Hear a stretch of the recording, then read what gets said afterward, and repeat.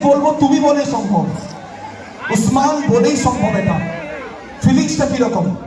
1 বল 4 run. তোমার ক্যারিয়ারে বহু প্রশ্ন উঠেছে, বিগত 24টা বছর বহু মানুষ তোমার উপরে বহু প্রশ্ন তুলেছে।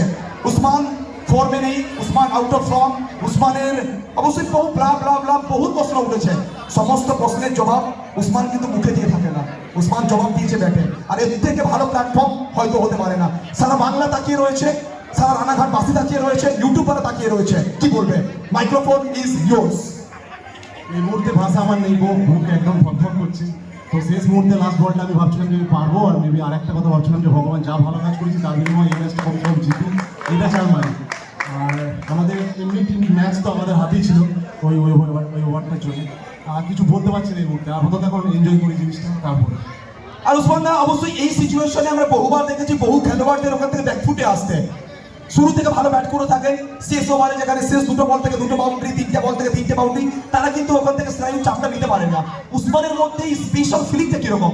অবশ্যই স্পেশাল ফিলিংটা যদি বলি উসমান, এই ফিলিংটা আর প্রথম কথা এই যে এবিলিটি, এই এবিলিটিটা অবশ্যই এসছে কোত্থেকে? এটা খেলতে খেলতে হয়েছে এক্সপিরিয়েন্সে। মেবি আমি ফুল প্যাকেজ, যেটা বললে সত্যি প্যাকেজ, কেন কি আমি বোলিংয়ের সময় ওদেরকে ডিস্টার্ব করছিলাম, ডিস্ট্রাকশন যাতে হয় ব্যাটিংয়ে। সবুজ ওটা প্রথম ওভার দিকে হয়েও গিয়েছিল, তারপরে ওরা ভালো রানিং গিয়েছিল, লাস্ট ওভারে আমি ভালো বল করলাম। ফুল ব্যাটিংয়ে আমাদের তো আগেই হয়ে গিয়েছিল, যদি না বাবলু ওই ওভারটা নার্ভাস হয়ে যেত। পেরেক তো জেনুইন ভালো বলা, তুমি জানো আগে। তো সব মিলিয়ে একটা ভালো মানে আমি উপভোগ করি। অবশ্যই উসমানদার ক্যারিয়ারে ডেফিনেটলি যদি বলি, আমার 1.5 বছরের কমেন্ট্রি ক্যারিয়ার বহু লাইন বলেছি, বহু লাইন উসমানদার জন্য যা কিন্তু সোশ্যাল মিডিয়ায় ট্রেন্ডিং রয়েছে। বাট আজ এই রানাঘাটে দাঁড়িয়ে একটা শেষ লাইন বলবো উসমানদার জন্য, এই ম্যাচের শেষে একটা শেষ লাइन बोलबो।